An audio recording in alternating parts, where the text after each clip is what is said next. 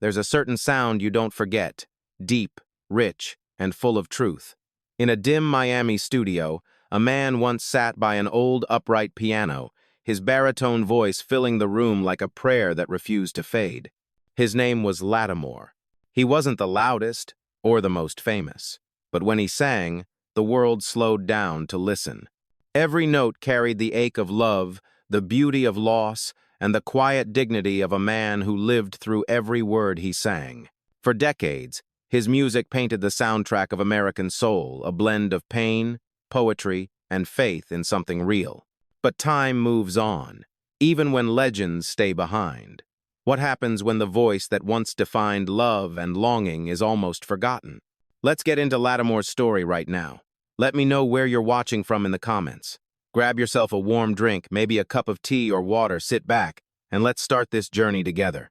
Before the lights, before the stage, there was a small house in Charleston, Tennessee, and a boy who found his truth in the sound of a piano. His name was Benjamin William Latimore, born on the 7th of September, 1939. His parents weren't stars, but they carried music in their hearts. And from them, he learned that melody wasn't something you performed, it was something you lived. Every night, he listened to the radio out of Nashville. Stations like WLAC filled his world with blues, gospel, and country. Those songs, raw and unpolished, taught him about life long before the world did. At 13, he sang his first solo at the local Baptist church. The congregation fell silent, not because the boy was perfect, but because there was something real in his voice, something grown from both faith and longing. As he grew older, the quiet streets of Tennessee could no longer contain his dreams. He studied briefly at Tennessee State University, trying to balance education and the pull of the piano. But music kept calling louder than any professor's voice or textbook could. Eventually, he packed his bags, leaving behind the safety of routine for the uncertainty of sound. In the early years, Latimore joined the band of Joe Henderson. The life of the road wasn't glamorous, just long nights, smoky clubs, and cheap motels. But every performance taught him something about connection. The way strangers could become family for 3 minutes if you sang the right song. There were times he questioned his path, nights when he played in half-empty rooms and wondered if anyone cared. But there was a quiet fire inside him, the belief that soul wasn't about success, it was about truth, and truth always finds its audience. By the time he reached Miami, the air was heavy with opportunity. The city was alive with rhythm Latin beats, R&B grooves, and gospel echoes blending in the humid night. It was there, in that mix of cultures and sounds, that Latimore began shaping the style that would one day define him. He was still unknown, still just another man chasing a dream through the music halls of the South. But beneath that calm baritone, there was already something unmistakable, a promise of greatness waiting to be heard. Before the fame, before the charts, before the word legend ever found him, there was simply a man, a piano, and the sound of something real beginning. When Latimore arrived in Miami, the city was pulsing with rhythm. It wasn't Hollywood, but it had a sound, a mix of sweat, sunlight, and soul. The nights were long, the clubs small, and the pay uncertain. But for a man like Latimore, none of that mattered. All he needed was a piano and a microphone. He started out playing in local bars and small lounges where people came more for the drinks than the music. Yet something changed when his voice filled the room. His baritone wasn't just deep, it was intimate. It drew people in. You didn't just hear Latimore, you felt him. That quiet ache, that slow warmth, it lingered long after the last note faded. His break came when he met Henry Stone, a sharp-eared record executive who owned Dade Records. Stone had built Miami into a hub for Southern soul, and when he heard Latimore sing, he knew the man had something different, a calm fire. Stone signed him and introduced him to the world of professional recording. In those first sessions, Latimore was both nervous and determined. The studio was hot, the tape machines humming, the air filled with cigarette smoke and anticipation. He recorded a few blues covers and original songs, but it was his rendition of Stormy Monday that stood out. The song, a reimagining of T-Bone Walker's classic, carried the same sadness, but in Latimore's voice, it became more reflective, almost meditative. When the record charted at number 27 on Billboard's R&B chart, It wasn't just a win, it was validation. For the boy who once sang in a Tennessee church, this was proof that his sound could travel far beyond those small-town pews. Yet fame didn't come rushing in. The music world in that era was fast and fickle. Artists came and went like passing trains, but Latimore was patient. He believed in slow work, in letting a song breathe until it found its shape. Between 1966 and 1973, he spent countless nights refining his sound, experimenting with phrasing, timing, and tone. He learned how to use silence, how to let a pause speak as loudly as a note. That was his genius, restraint. While others chased high notes, Latimore found beauty in stillness. Friends remember him as quiet but confident, often the last one to leave the studio. Sometimes he'd stay behind, playing the same chord for hours until he found what he called the truth of it. To him, music wasn't about showing off, it was about showing up. By the early 1970s, his persistence began to pay off. His live performances were drawing bigger crowds, and his smooth delivery made him a local favorite. DJs started calling his sound grown man's soul, a mix of maturity, heartache, and wisdom. Latimore didn't chase trends. He wasn't flashy. He didn't need to be. Every lyric he sang came from a place he'd already lived through, and that's why people believed him. In the heart of Miami's growing soul scene, a quiet revolution was happening. A man with a calm voice and an unshakable sense of purpose was about to step out of the shadows and into history. The world didn't know it yet, but the sound of Latimore was about to change everything. By the time 1974 arrived, Latimore had already spent more than a decade chasing sound. He wasn't chasing fame, he was chasing that one song that could say everything he'd ever felt. Then, one night in the studio, he found it. The song was called Let's Straighten It Out. It wasn't fancy or loud, just honest. A slow confession between two people trying to love each other through the mess of being human. Latimore sang it with the weight of every argument, every apology, every quiet moment after a storm. When the first take finished, the room went silent. Even the engineers didn't move. They knew something real had just happened. Henry Stone leaned over the console and said softly, "That's the one." When the record hit radio, it didn't explode, it unfolded. Slowly, city by city, night by night, people began calling in, asking to hear it again.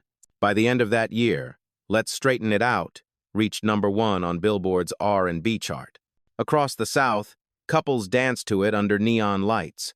Truck drivers played it on the road after long shifts.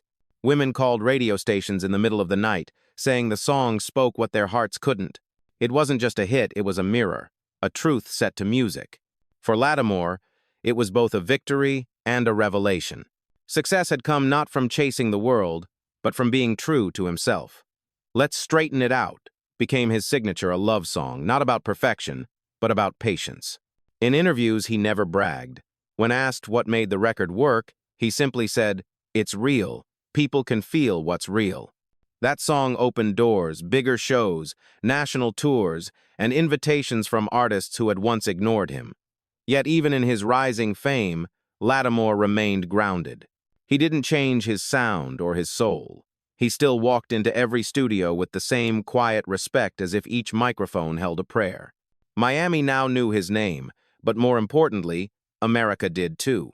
His debut album, Latimore, carried that same depth. Tracks like Stormy Monday and If You Were My Woman painted portraits of pain and redemption. The music industry was beginning to recognize him as a true craftsman, an artist who didn't perform love. He embodied it. He wasn't trying to be modern or trendy. He was timeless. In a decade filled with noise, Latimore reminded listeners that simplicity could still break hearts. As he walked off stage one night after performing in Atlanta, someone in the crowd shouted, "Don't ever stop singing it like that." He just smiled and replied, "That's the only way I know how." That moment marked the turning point, the bridge between struggle and legacy. He had found his sound, and the world had finally learned his name. But success, as it always does, came with its own shadows. And as the lights grew brighter, something quieter began to follow him, the first signs that every rise carries a cost. By the late 1972, Latimore had become more than a singer.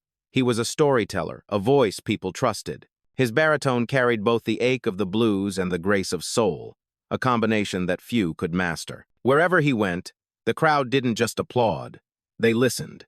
Miami's nights grew warmer with his music. In small clubs and grand theaters alike, couples swayed to his slow velvet sound. When the opening chords of Let's Straighten It Out began, the room would fall silent as if everyone was remembering someone they once loved. Latimore had become the soundtrack to human truth. His first wave of fame brought him onto bigger stages and into studios filled with legends. But fame never altered his rhythm. He moved through success the same way he moved through a song, measured, patient, and completely in control. Then came the next chapter, his signing with Malaco Records, a home built for soul's survivors. It was a label that didn't chase trends, it celebrated authenticity. And in Latimore, they found both a craftsman and a believer. His Malaco debut, Singing in the Key of Love, released in 1982, proved that lightning could strike twice. The album wasn't a reinvention, it was a reaffirmation. Songs like At Risk and Let the Doorknob Hit Cha showcased the same intimacy that made his earlier work timeless, but with a new edge, confident, mature, and unafraid to be playful. Critics praised his calm command, calling his style grown man's soul, a genre of its own, built on wisdom rather than youth. He didn't chase high notes or overcomplicate arrangements. Instead, he leaned into simplicity, letting his voice carry every story like a confession meant only for the listener. By 1983, I'll Do Anything for You reaffirmed his place in R&B history. His reinterpretation of Hellfire, originally recorded by Denise LaSalle, showed his fearless artistry. He could take another person's song and make it sound like it had always belonged to him. Latimore was now playing to sold-out rooms. His shows weren't loud or theatrical, they were sacred. When he performed, people didn't scream, they sighed. Couples held hands, older fans wiped quiet tears, and every note felt like it belonged to a shared past. Behind the scenes, he remained the same man, humble, focused, deeply respectful of his craft. He often said, "Music's like love. You've got to treat it gentle, or it won't stay." By 1985, he released Good Time Man, further cementing his legacy as a keeper of Southern soul. He wasn't just performing songs, he was preserving a language one built on heartbreak, faith, and resilience. But while the world saw his calm confidence, few noticed what hid behind it: the pressure of time, the industry's changing tides, and the quiet awareness that every era, no matter how golden, must eventually fade. For now, though, Latimore stood in the light, a man who had earned every ounce of it. By the late 1970s, Latimore had become more than a singer. He was a storyteller, a voice people trusted. His baritone carried both the ache of the blues and the grace of soul, a combination that few could master. Wherever he went, the crowd didn't just applaud, they listened. Miami's nights grew warmer with his music. In small clubs and grand theaters alike, couples swayed to his slow, velvet sound. When the opening chords of Let's Straighten It Out began, the room would fall silent as if everyone was remembering someone they once loved. Latimore had become the soundtrack to human truth. His first wave of fame brought him onto bigger stages and into studios filled with legends. But fame never altered his rhythm. He moved through success the same way he moved through a song, measured, patient, and completely in control. Then came the next chapter, his signing with Malaco Records, a home built for soul's survivors.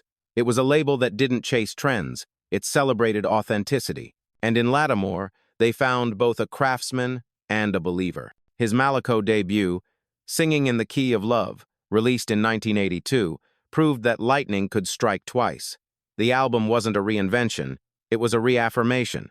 Songs like At Risk and Let the Doorknob Hit Cha showcased the same intimacy that made his earlier work timeless, but with a new edge, confident, mature, and unafraid to be playful. Critics praised his calm command, calling his style grown man's soul, a genre of its own, built on wisdom rather than youth.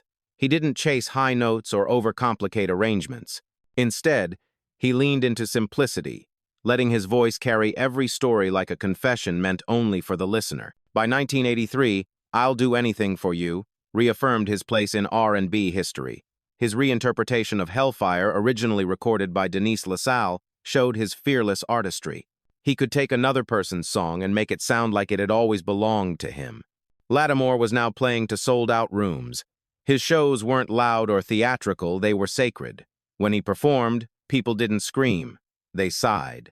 Couples held hands, older fans wiped quiet tears, and every note felt like it belonged to a shared past. Behind the scenes, he remained the same man, humble, focused, deeply respectful of his craft. He often said, "Music's like love. You've got to treat it gentle, or it won't stay." By 1985, he released Good Time Man, further cementing his legacy as a keeper of Southern soul. He wasn't just performing songs. He was preserving a language, one built on heartbreak, faith, and resilience. But while the world saw his calm confidence, few noticed what hid behind it: the pressure of time, the industry's changing tides, and the quiet awareness that every era, no matter how golden, must eventually fade. For now, though, Latimore stood in the light, a man who had earned every ounce of it.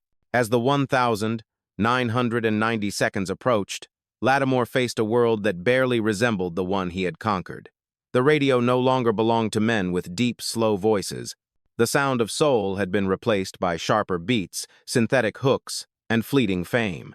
What once made him timeless now made him old-fashioned in the eyes of a restless industry. But Latimore didn't fight the change. He accepted it with quiet dignity.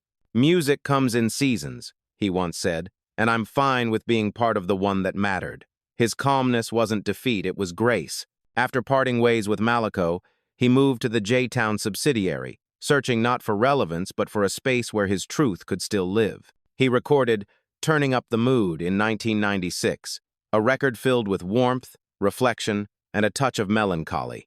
Richard Case, one of his longtime collaborators, helped him shape the album, a project that didn't chase trends but stayed loyal to the sound of the heart. The album didn't climb charts, but it carried something more enduring: honesty. Critics who took the time to listen called it a masterclass in restraint. Fans who found it called it the kind of record you play when the world gets too loud. Off stage, life had slowed down. The long tours were gone, replaced by smaller venues and intimate crowds. Some nights, he'd walk into a modest club, nod to the bartender, and take the stage as if nothing had changed. The people who came weren't there for nostalgia, they were there for connection, for the way his voice could make time stop. Yet there were hard nights, too.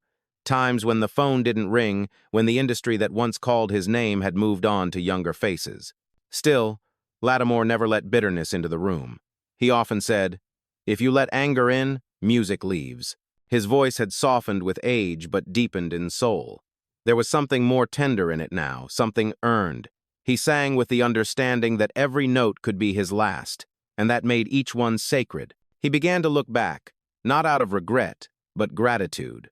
From Charleston to Miami, from small church stages to national television, he had lived the life he dreamed of. Even if the lights had dimmed, he still had the piano, and that was enough.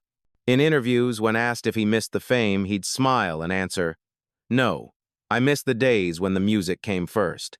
That was Latimore, never bitter, never broken, always true. The crisis wasn't a scandal or a fall from grace. It was quieter than that. It was the slow fading of recognition, the silence after applause. But in that silence, he found peace, because for Latimore, music had never been about being heard by everyone. It was about being felt by someone. When the new century began, the world around Latimore had changed beyond recognition. Record stores were closing, digital sounds were taking over, and the kind of soul he built his life on was becoming history. But for him, history was never a reason to stop, it was a reason to keep playing. In 2000, he returned to Malaco Records with an album called You're Welcome to Ride. It didn't top charts, but it reminded those who remembered him that the soul was still alive. His voice, deeper now, carried decades of truth. Every note felt like a man talking to time itself. Audiences had grown older, like him. At his shows, you could see gray hair in the crowd, people swaying with eyes closed, holding on to memories the way they once held on to each other. They weren't there for fame, they were there for home. Sometimes he'd walk on stage, nod to the band, and begin to play without saying a word. No flash, no pretense, just that same baritone that could still hush a room. His voice wasn't about power anymore. It was about peace. The industry might have forgotten, but his fans never did. Letters kept coming, handwritten, often from people who had lived their lives to his songs. One woman wrote, "Your music saved my marriage." Another, "My father played your record every Sunday until the day he passed." Those words meant more than gold plaques ever could. They were proof that the songs had outlived the spotlight. Behind the scenes, life moved quietly. He lived simply, avoiding the noise of fame. Friends who visited him said he spent most of his time near the piano, his oldest friend, his truest witness. When asked why he still played, he said, "Because it still listens." There was a kind of poetry in that the man who once filled dance floors now playing for the stillness of his own room. But there was no sadness in his tone, just gratitude.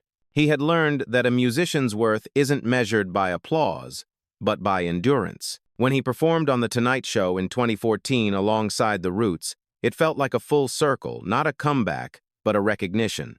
The younger generation finally saw what the older one had never forgotten. That moment wasn't about fame, it was about respect. And when the cameras turned off, he lingered by the piano, fingers resting on the keys, eyes closed in quiet peace.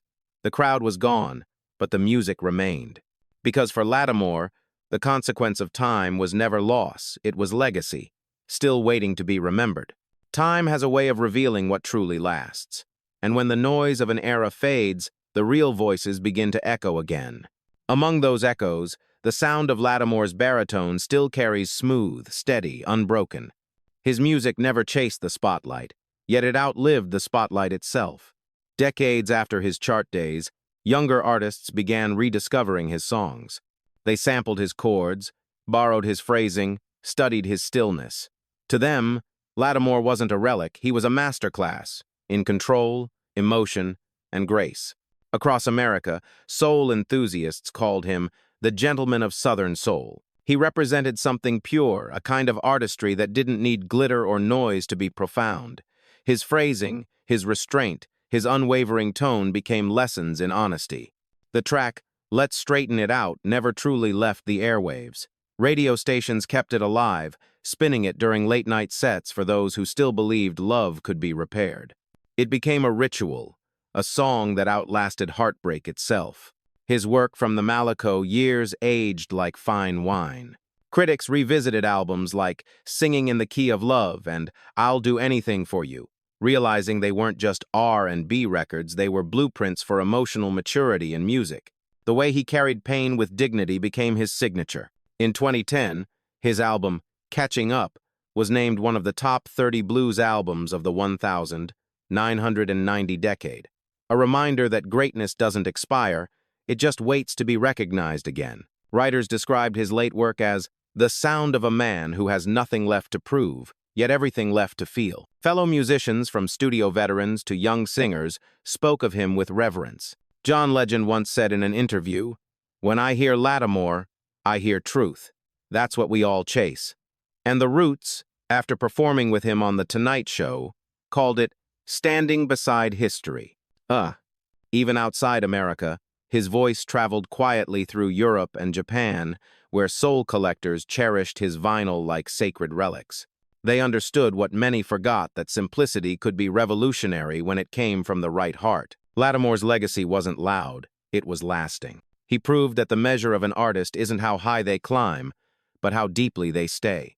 And for those who still listen late at night, in the soft hum of a car radio, or through the crackle of an old record, his sound remains what it always was: truth, wrapped in melody.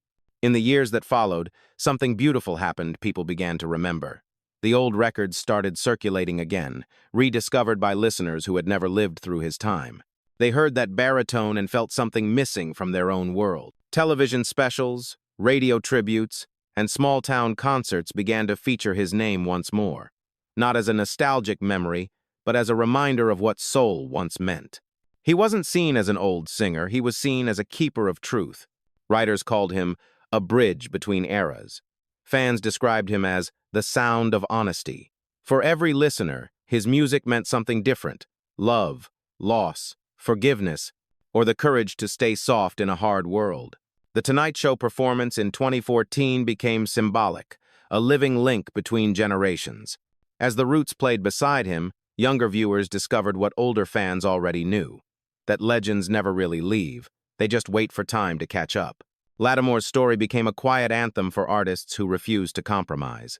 In an age of speed, he stood for stillness. In an age of noise, he stood for clarity. And in a culture obsessed with youth, he proved that maturity could be just as powerful. Critics began to call his late career a renaissance of restraint. His name appeared in documentaries about the golden era of soul. Young musicians studied his timing the way he let silence breathe between notes. That pause, they said, was where the truth lived. Through it all, Latimore remained humble. He never chased the renewed attention. When asked about his legacy, he simply smiled and said, "If people still feel something, that's enough for me." In a way, his story wasn't about a comeback. It was about endurance, a man who never stopped believing that sincerity would outlast fashion. Now, when people speak his name, they don't talk about charts or fame. They talk about feeling, about that one song that still makes them close their eyes and breathe a little slower. And in that quiet, his voice still lingers, not loud, not demanding, just present, a reminder that even when the world moves on, truth has its own way of staying. The story of Latimore doesn't end with applause. It ends in a quiet room where the light falls softly across the keys of an old piano. His hands rest there, still as memory, waiting for a song that doesn't need to be played to be heard. He never chased fame, he built something better, connection. In every stage of his life, from Charleston to Miami, from church choirs to late-night clubs, Latimore gave people something rare, honesty set to music. That was his gift. That was his truth. Time has taken many voices, but his still finds its way back through the static of old radios, the hum of record players, or the soft recall of a fan's whisper. And each time we listen, it's as if the world pauses for a moment to remember what soul once felt like. He taught us that art isn't about being known, it's about being felt, that the quiet song sung with grace can last longer than any roar of fame. His story reminds us that legends don't fade, they simply echo in the hearts that loved them. So tonight, if you find yourself in a quiet place, maybe let his voice play again. Let it fill the room with warmth, with peace, with something real. Because somewhere in that sound is the reminder that truth, like love, never truly leaves. Do you remember the first time you heard Latimore's voice? What did it mean to you? If this story touched you, leave a comment below, tell us your favorite song, your memory, your moment. And if you believe these stories deserve to live on, subscribe to the channel and help us keep their light alive. Because the world may forget, but here on Stars Underrated we remember.